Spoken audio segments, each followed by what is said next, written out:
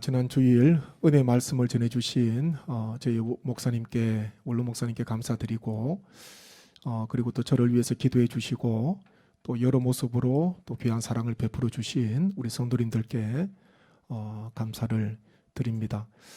예기치 못한 격리였지만은 그럼에도 불구하고 얻은 것도 있음을 제가 깨닫게 되었습니다.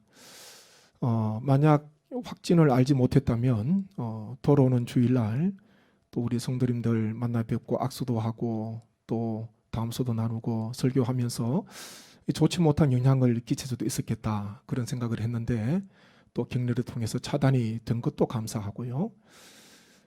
그리고 또 사택에서 7일간 격리를 하면서 이런저런 책도 읽는 시간을 가졌는데 어느 목사님이 이런 고백을 했는데 그것이 이렇게 마음속에 늘 생각이 나더라고요. 이런 이야기입니다. 나는 아내를 사랑한 적이 없습니다. 나는 내 아내가 아니라 내가 만든 아내를 사랑했습니다. 이런 고백을 하더라고요. 무슨 이야기인지 아시겠습니까? 나는 아내를 사랑하지 않았고 내가 만든 아내, 뭐냐 하면 내 마음에 속 드는 아내를 사랑했다는 거예요. 내한테 잘 맞춰주고 그리고 늘 위로해주고 격려해주고 위해주고 잘 따라오는 함께 동행해주는 그런 내 마음에 꼭 맞는 아내를 사랑했지 나는 아내를 사랑하지 않았다. 그냥 아내로서의 그 여성을 사랑하지 않았다. 이런 고백이더라고요. 짧은 문장인데 마음속에 늘 떠올랐습니다. 우리 성도님들은 어떻습니까? 내 마음에 맞는 내가 만든 사람만 사랑합니까? 아니면 하나님의 형상대로 지음받은 사람이기에 사람 그 자체를 사랑하고 있습니까? 한번 깊이 생각할 필요가 있지 않겠습니까? 그리고 또 하나는요, 사택에 있으면서 말씀 읽고 또 기도하면서 감사한 것은 전반기 사역을 또 새롭게 또 정비하고 새롭게 수정하고 세우는 그런 은혜의 시간을 가지게 됐습니다. 그렇게 본다면 결코 격리가 이런 것만이 아닌 오히려 그 시간을 통해서 한적한 교회 안에 있지만 사택에서 격리되면서 그곳에서 다시 저 홀로 있는 시간을 하나님 앞에서 가지면서 또 생각지 못한 그런 유익을 얻기도 했습니다.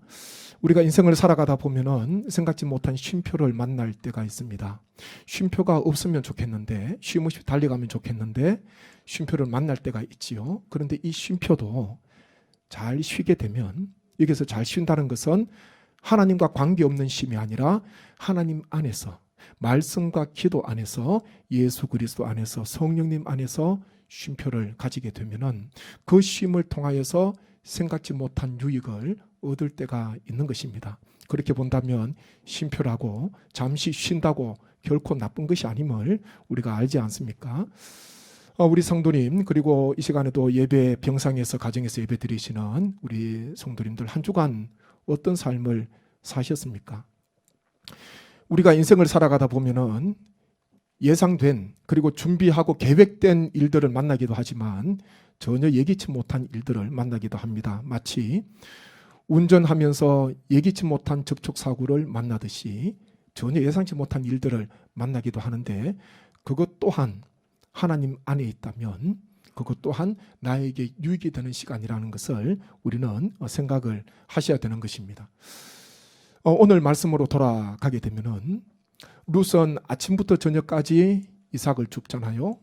그리고 저녁이 되어서 아마 땅거미가 지고 이제는 이삭, 이 나달 어두워져서 어둑어둑해서 보이지 않을 때까지 일을 했는 것 같아요. 그리고 이것을 이제 집으로 가지고 가지 않습니까? 하루 종일 일하고 난 뒤에 시어머니가 있는 집으로 가게 되었습니다. 어머니에 가서 밭에서 먹다 남은 자신이 배불리 먹고 남은 음식을 어머니에게 주게 되지요. 그리고 또 하루 동안 주었던 이삭을 이렇게 계산해 보니까 이삭을 떠보니까요. 떠니까 한 에바쯤 되었다. 그렇게 말씀합니다. 양이 한 에바예요. 한 에바는 15매를 이야기합니다. 15멜은 우리가 민수기에 보면은 이스라엘 백성들이 만나를 줍는데 하루에 하나님께서 줍도록 하신 양이 1오멜인데 한 오멜인데 한 2리터 정도 되는 양이거든요. 그러니까 15멜은 한 에바는 20리터 정도 되는 것입니다. 한 사람이 하루에 약 2리터 정도 만나를 주어서 먹었는데 적당하다고 생각하신 거지요. 이 한 에바 그리고 15멜 20리터는 혼자서 10일 정도 먹을 수 있는 그런 양이잖아요. 그리고 어머니 나오미와 함께 룻이 5일은 좋게 먹을 수 있는 그런 양입니다. 추수를 하러 간 게 아니에요. 한 곳에 가서 열심히 일하고 품삯으로 받은 게 아닙니다. 추수 다 하고 난 뒤에 뒤따라가면서 떨어져 있는 이 일꾼이 마침 알지 못하고 떨어져 있는 추수하다가 남은 이삭을 주었는데 그것이 한 에바 20리터쯤 됐다는 것이죠. 풍성한 양입니다. 이삭을 주은 것 치고는 하루에 주은 것 치고는 많은 양이에요. 그런데 오늘 말씀에 보게 되면은 어떻게 해서 룻이 이렇게 많은 이삭을 줍게 되었는가? 말씀에 분명히 이유가 기록이 되어 있거든요. 한번 말씀 보시죠. 15절 16절 말씀 한번 보시겠습니다. 룻이 이삭을 주우러 일어날 때에 보아스가 자기 소년들에게 명령하여 이르되 그에게 곡식 단 사이에서 줍게 하고 책망하지 말며 또 그를 위하여 곡식 다발에서 조금씩 뽑아버려서 그에게 줍게 하고 꾸짖지 말라 하니라. 아멘. 점심 식사 때가 되어서 룻을 부릅니다. 불러서 떡과 볶은 곡식을 주게 되지요. 식사를 룻이 다 하고 난 뒤에 보아스가 볼 때 참 열심히 일하니까 식사 자리에 초대한 거예요. 룻이 일어나는 것을 보면서 일하는 소년들에게 일꾼들에게 한 가지 당부를 합니다. 그것이 뭐냐 하면 곡식 줍는 이삭 줍는 룻을 꾸짖지 말고 책망하지 말라는 거예요. 잘 대해주라는 것입니다. 그러면서 한 가지 중요한 부탁을 하고 있거든요. 룻을 위하여 곡식 다발에서 조금씩 뽑아버려서 그에게 줍게 하라, 이런 이야기를 합니다. 일꾼들이 곡식을 추수하는데 일부러 고의적으로 의도적으로 계획적으로 곡식 다발에서 일부러 조금씩 뽑아 땅에 떨어뜨리라는 거예요. 누구를 위해서요? 룻을 위해서. 룻이 저렇게 이삭을 줍고 있는데 보아스의 마음이 감동이 된 거지요. 추수하는 일꾼들 뒤에 따라가는데 허리 숙여서 이삭을 줘야 되잖아요. 줍는데 뭔가가 주울 것이 있어야 되잖아요. 열심히 일하는데 주울 것이 있어야 돼요. 그 룻을 위하여서 다 뽑지 말고 가면서 다발을 좀 흘리면서 그렇게 추수를 하라. 소년들에게 당부를 한 것입니다. 이 밭의 주인인 보아스가 특별히 룻을 향한 그런 마음이지요. 우리가 보면은 예전에 까치밥이라고 있습니다. 까치밥 뭔지 아시죠? 시골에 계시면은 요즘은 뭐 저도 잘 보지를 못했는데 이 늦가을 되면은 감을 따잖아요. 감을 따게 되면은 저기 높이 달린 것, 이 장대를 가지고 이렇게 하는 것도 굉장히 어렵습니다. 어려운데 그 높이 달린 거 그냥 따지 않고 놔두는 거잖아요. 누구를 위해서요? 까치와 같은 그런 새들의 먹이를 위해서 감을 그냥 다 따지 않고 듬성듬성 놔두는 거예요. 그게 까치밥입니다. 시골에 있을 때 늦가을 되면은 까치밥을 보게 됩니다. 저기 높은 거 있는 거예요. 억지로 올라가서도 안 되고요. 장대 길게 하는 것도 너무 고생이잖아요. 그냥 손이 닿지 않으면은 그냥 놔두면 돼요. 놔두면은 그냥 까치밥이 되는 것입니다. 농부의 넉넉한 마음이지요. 자연 속에서 자연을 통해서 얻는 농부의 넉넉한 여유, 넉넉한 마음이 아닌가 그렇게 생각합니다. 오늘 이 룻을 위하여서 곡식 다발을 떨어뜨리지 않습니까? 보아스의 손길이에요. 룻이 알았는지 몰랐는지 모르지만 룻이 일어날 때에 조용히 소년들에게 부탁을 했기 때문에 아마 룻이 몰랐을 것입니다. 룻을 위하여서 보아스가 특별히 부탁을 한 것입니다. 이게 바로 보아스의 손길. 하루 종일 열심히 일하는 룻을 보면서 많은 이삭을 주울 수 있도록 곡식 다발을 흘리면서 그렇게 갔다는 것 아닙니까? 완전히 거두지 말고 흘리면서 가라는 것이죠. 우리가 그렇게 본다면은 이 룻이 하루 종일 열심히 일해서 많은 한 에바라는 그런 양을 거둔 것, 첫째는 룻의 열심입니다. 성실히 일했습니다. 최선을 다해서 일했습니다. 그런데요, 그 위에 보이지 않는 보아스의 손길이 있었다는 것을 우리는 분명히 기억하고 깨달아야 되는 것입니다. 자기만의 열심으로 거둔 게 아니라는 거예요.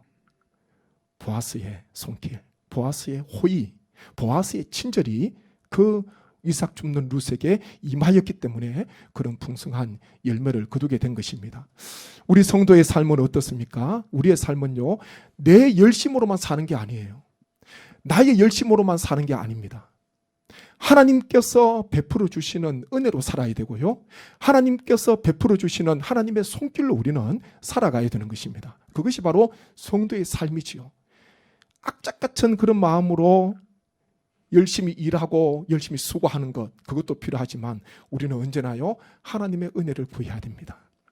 하나님의 선하신 손길이 나에게 머물러 있기를 우리는 늘 간구하면서 나아가셔야 되는 것입니다.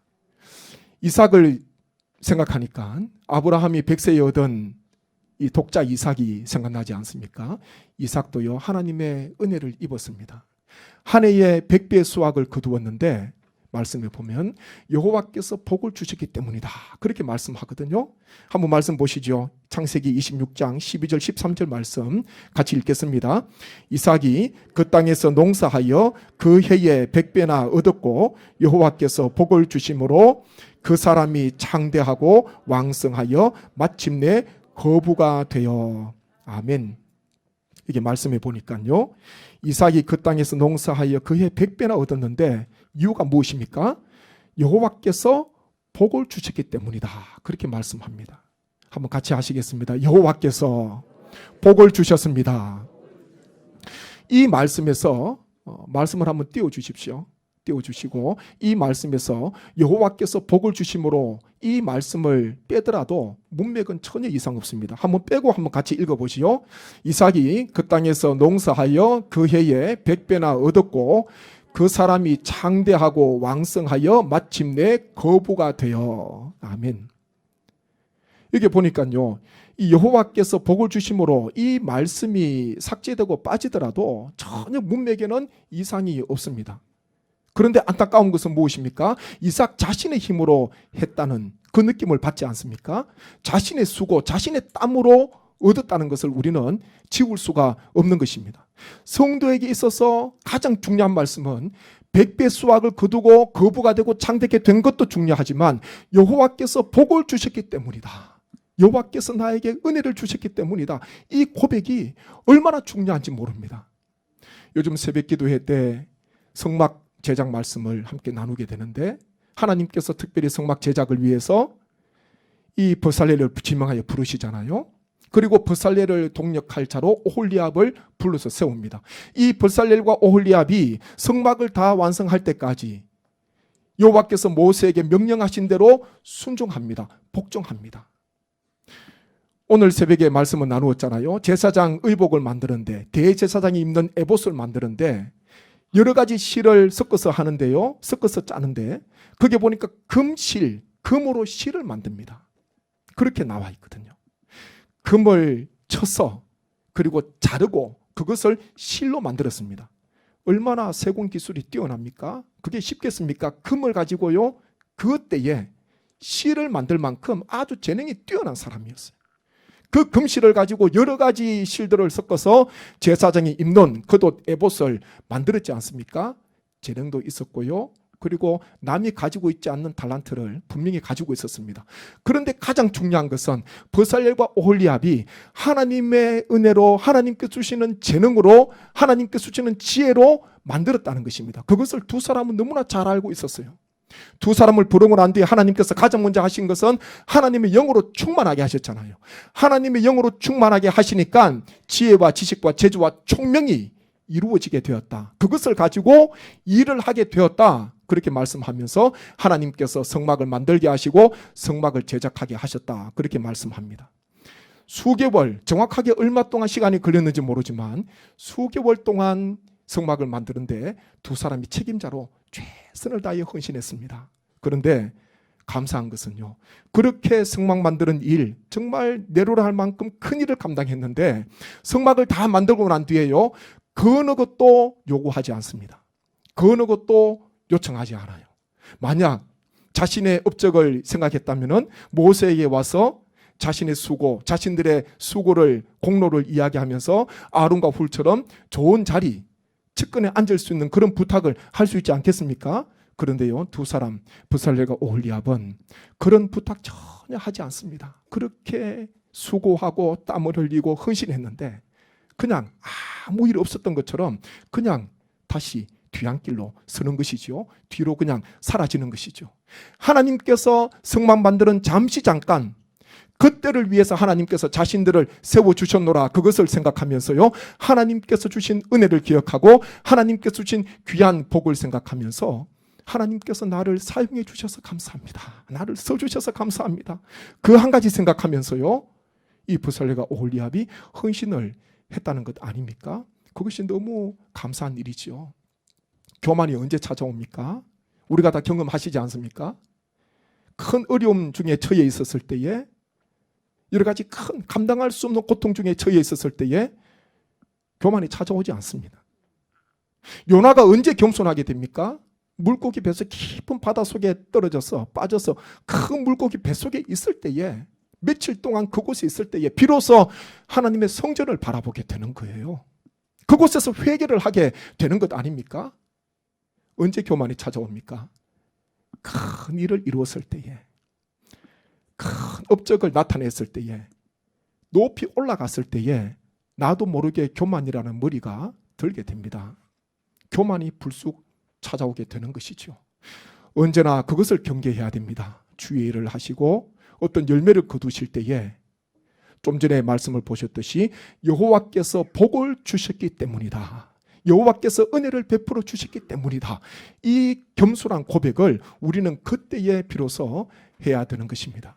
우리 모든 성도님 삶 속에서 언제나 마음속에 겸손하시고 하나님께서 나에게 은혜를 베풀어 주시고 나에게 복을 주시고 나에게 하나님의 선하신 손길을 더하여 주셔서 귀한 사명, 귀한 일을 잘 하게 되었노라고 늘 하나님 앞에 고백하시고 하나님 앞에 영광 올려드리시는 우리 모든 성도님 되시기를 간절히 바랍니다. 이삭의 아들 야곱도요, 하나님의 손길을 경험하지요. 그가 참 열심히 20년 동안 바단 아람에서 일을 합니다. 창세기 31장의 말씀에 보게 되면은 얼마나 열심히 일을 했는지, 자기들이 돌보는 짐승 낙태도 없었다 그러잖아요. 그리고 이 외삼촌의 소유를 자기 것으로 임의로 취하지도 않았습니다. 쉽게 말하면 빼돌리지도 않았다는 거예요. 물려 죽거나 도둑 맞은 짐승이 있으면은 자신이 그것을 다 충당하고 보충했다, 그렇게 이야기를 합니다. 그러면서 한 가지 또 이런 이야기를 하잖아요. 창세기 31장 40절 말씀 한번 보십시오. 40절 말씀 같이 한번 읽겠습니다.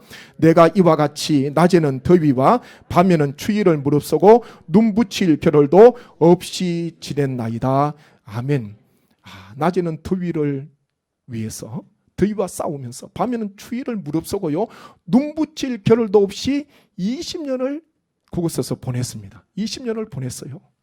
그런데 외삼촌 라반은 이 야곱의 노동을 그냥 자신의 공짜로 얻으려고 했지요.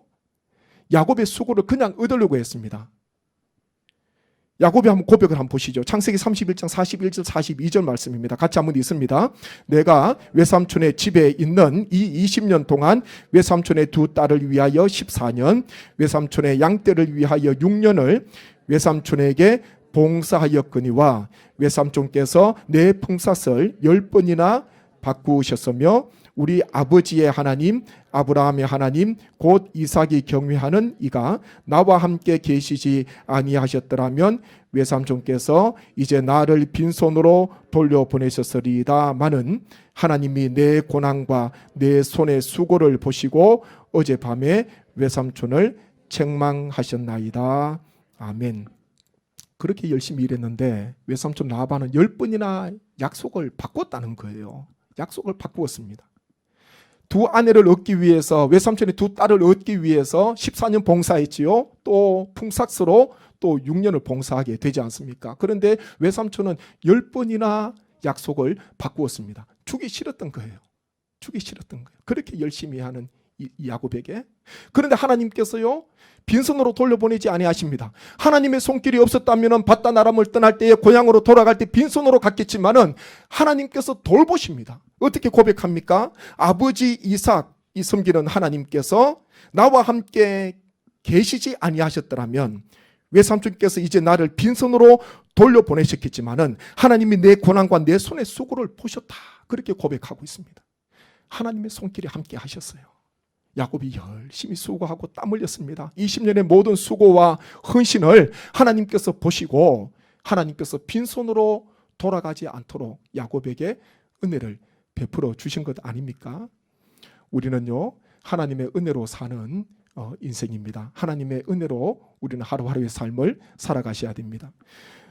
시편 127편 1절 2절 말씀 한번 보십시오. 함께 읽겠습니다. 여호와께서 집을 세우지 아니하시면 세우는 자의 수고가 헛되며 여호와께서 성을 지키지 아니하시면 파수꾼의 깨어있음이 헛되도다. 너희가 일찍이 일어나고 늦게 누우며 수고의 떡을 먹음이 헛되도다. 아멘. 아무리 아침 일찍부터 늦은 밤까지 수고한다 하더라도요, 하나님께서 함께 하시지 아니하시면 헛되다, 그렇게 말씀하고 있습니다. 내가 집을 세울 수 없어요. 내가 집을 세우려고 아무리 해도 하나님께서 집을 세워주셔야 됩니다. 파수꾼이 아무리 성을 지키려고 해도 하나님께서 성을 지켜주셔야 돼요. 우리의 수고와 우리의 헌신으로만 되지 않는다는 것을 우리는 잘 알고 있지 않습니까? 제가 연초에 이 룻기 말씀을 여러 주일을 통해서 제가 나누는 이유가 무엇이겠습니까? 룻 그리고 나오미 다 실패하고 베들레헴으로 돌아옵니다. 도저히 내일이 없는 그런 사람이었어요. 실패한 인생, 끝난 인생이었습니다. 무너진 가정이었어요. 그런데 하나님께서 베들레헴으로 돌아온 이 나오미와 룻을 하나님께서 어떻게 세우시는가? 이 가정을, 다 무너진 이 가정을 하나님께서 어떻게 세우시는가?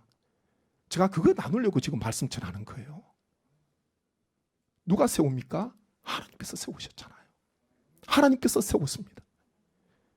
하나님 의지하고 최선을 다해 하루하루 살아가는 이삭 줍는 룻, 하나님께서 은혜를 베풀어 주시는 거예요. 보아스를 통해서 하나님의 손길이 임하는 것입니다. 이후에 룻과 보아스가 결혼하잖아요. 거기에서 누가 태어납니까? 오벳이 태어나지요. 오벳에서 누가 태어납니까? 이새지요. 이새가 다윗을 낳지 않습니까? 다윗의 정조모가 돼요. 정조부가 되는 것 아닙니까? 총수로 본다면. 그것 알지 못했어요. 전혀 알지 못했는데 하나님께서 이 무너진 가정을 어떻게 세우시는가? 이 룻이 예수 그리스도의 계보에 오르지 않습니까? 다윗의 조상이 돼요. 룻과 보아스 그 후손 중에 다윗이 태어날 것이라고, 이스라엘의 두 번째 왕인 다윗, 성군이 태어날 것이라고 누가 알았겠습니까? 그런데 하나님께서는요, 다 미리 보시고 룻의 가정을 하나님께서 세워주시는 것입니다. 하나님께서 우리의 가정을 세워주실 줄 믿습니다. 하나님께서 우리의 인생을 세워주실 줄 믿습니다. 우리의 수고와 흘리는 땀 위에 하나님께서 큰 은혜를 베풀어 주셔서 하나님께서 친히 세우시는 귀한 인생 되기를 간절히 원합니다. 우리가 지금 교회 리모델링을 하고 있습니다. 리모델링을 위해서 앞에서 수고하시는 우리 위원 되시는 분들, 그리고 당회, 그리고 맡으신 분들 참 고민 많이 하십니다. 참 제가 너무 잘 알고 있어요. 고민 많이 하십니다. 일하시면서도요, 업을 위해서 일하시면서도 다 생각과 마음은 여기 있으신 것 같아요. 교회에. 왜 그렇습니까? 얼마나 중요합니까? 40년 만에 우리가 창립 116주년을 맞이하는 올해에 저희가 완공을 준비하고 있는데 얼마나 중요한 겁니까? 이제 한번 완공하면은 이제 계속 가야 되잖아요. 나중에 수정할 수가 없어요. 그렇기에 확인하고 또 확인하면서 하나님의 은혜와 지혜를 구하지 않습니까? 우리 성도님, 누가 알아서 하시겠지. 위원회에서 그리고 당회에서 맡으신 분들이 뭐 알아서 하시겠지. 한 분도 그런 생각하지 마십시오. 다 이 일에 동참해 주셔야 됩니다. 어떻게 해요? 먼저는 기도로 뜨겁게 동참해 주셔야 됩니다. 제가 격리를 통해서, 격리로 인해서 매월 첫날 첫 시간 제가 개인 기도를 했는데, 기도실에서 이번에 못했잖아요. 격리 마치고 금요일 오전에 첫 시간을 기도를 하게 되었습니다. 저는 봉사관을 왔다 갔다 하면서 늘 제 시선은요, 기도실에 있어요. 기도실에 불이 켜져 있지 않습니까? 누가 기도하시는 거예요. 제가 가서 누구신가? 바깥에 신발이 있거든요. 지나갈 때마다 봐요. 바깥에 신발이 있으면은 가서 누구신가? 시간표 보면은 그게 이제 성함이 있지 않습니까? 너무 감사해요. 때로는 보면은 옆에요, 이 미는 거 있지요. 어르신들 뭡니까? 보행기라 그럽니까? 어르신 보행기 있잖아요. 보행기. 보행하는 데 도움 줄 수 있는 그것도 하나 옆에 써 있어요. 그거를 몰고 오신 거예요. 그러면 연세가 지긋하시다는 거예요. 걷기도 막 뛰기도 힘드신 분이고 걷기도 어려우신 분이에요. 눈도 오고 그렇게 날씨도 좋지 않은데요. 옆에 보행기가 하나 서 있고 앞에 안에 불이 켜져 있고 기도하는 소리가 들립니다. 그러면요, 참 제 마음이 너무 감사해요. 제 마음이 너무 감사해요. 하나님께서 그 기도를 안 들으시겠습니까? 하나님께서 그 기도에 응답해 주시지 않겠습니까? 성전 리모델링은 우리가 기도로 세우는 거예요. 우리가 열심히 일하는 자에게 하나님께서 채워주십니다. 이삭이 열심히 하루 종일 이삭을 주었습니다. 룻이 이삭을 줍잖아요. 그것을 보시고 하나님께서 보아스의 손길을 통해서 풍성한 열매를 허락해 주셨다는 것을 꼭 기억하셔서 우리가 주어진 귀한 사명 가운데 열심히 최선을 다해 이삭 줍는 룻처럼 하루하루의 삶 속에서 최선을 다하셔서 우리의 수고와 땀방울 위에 하나님께서 복을 주시고 하나님의 선하신 손길을 더하여 주셔서 하나님께서 힘있게 세우시는 귀한 성례교회, 또 우리 가정과 우리 모든 일터와 자자손손 묻은 모든 후손 되기를 주님의 이름으로 축복합니다. 함께 제가 말씀을 묵상하면서 기도하기를 원합니다. 아버지 하나님, 하나님께서 저에게 은혜를 베풀어 주시고 하나님께서 친히 세우시는 가정, 이 나라 이 민족 교회가 되게 하여 주옵소서. 룻처럼 열심히 이삭을 줍는 자에게 하나님께서 선하신 손길을 더해 주실 줄 믿습니다. 기도하는 자에게, 하나님을 사모하는 자에게, 땀 흘리는 자에게, 하나님의 은혜를 구하는 자에게 하나님께서 은혜를 더하여 주셔서 선하신 손길로 말미암아 하나님의 은혜 가운데 풍성한 열매를 거두는 귀한 삶이 되게 하시고, 다 무너지는 가정, 아픔과 고통 속에 처해 있는 가정이 룻처럼 나오미 가정처럼 힘있게 세워지는 귀한 가정과 후손들 되게 하여 주옵소서. 우리 교회 되게 하여 주옵소서. 함께 기도하겠습니다. 아버지 하나님, 은혜를 감사합니다. 하나님께서 이 시간 불러주시고 하나님 앞에 설 수 있도록 은혜 베풀어 주셔서 감사드립니다. 아버지 하나님, 주신 귀한 말씀을 마음에 새기게 도와주시고 아버지 하나님의 은혜를 사모하며 주님의 도우심을 기억하며 하나님 앞에 엎드리는 우리 모든 주의 권속들이 되게 하여 주시옵소서. 아버지 하나님, 룻은 하루 종일 이삭을 주었습니다. 열심히 땀 흘리며 수고하였습니다. 아버지 하나님, 그 수고 가운데 하나님께서 선하신 손길을 더하여 주셔서 하나님 보아스의 손길을 통하여서 하나님 풍성한 열매를 거두게 되었습니다. 한 에바라는 많은 양을 거두게 되었습니다. 하나님, 우리의 수고와 우리의 헌신 가운데 하나님께서 함께 해주셔서 하나님의 선하신 손길이 임하기를 원합니다. 이 나라 이 민족 교회와 가정과 우리 모든 후손이 다시 한 번 더 세워지기를 원합니다. 나오미 가정처럼 룻 가정처럼 하나님께서 힘있게 세워주셔서 하나님 후손이 번성하게 도와주시고 하나님의 큰일을 감당하는 귀한 가정과 귀한 삶이 되게 하여 주옵소서. 교회 리모델링을 진행하고 있습니다. 한 10년도 예배가 되지 않게 도와주시고 구경꾼이 되지 않게 도와주시고 함께 기도하며 함께 헌신하며 주님을 위해서 물질을 심으며 나아가고 있사오니 우리의 모든 헌신과 수고 가운데 하나님의 선하신 손길을 더하여 주셔서 하나님의 영광을 드러내는 귀한 삶이 되게 하여 주옵소서. 하나님의 영광을 위한 귀한 공사와 귀한 리모델링 되게 하여 주시옵소서. 앞으로의 모든 과정 속에 하나님께서 간섭하여 주시고 특별히 앞에서 이끌어가시는 모든 분들에게 지혜와 능력과 총명을 더하여 주옵소서. 이 모든 간구를 예수님의 이름으로 기도하옵나이다. 아멘.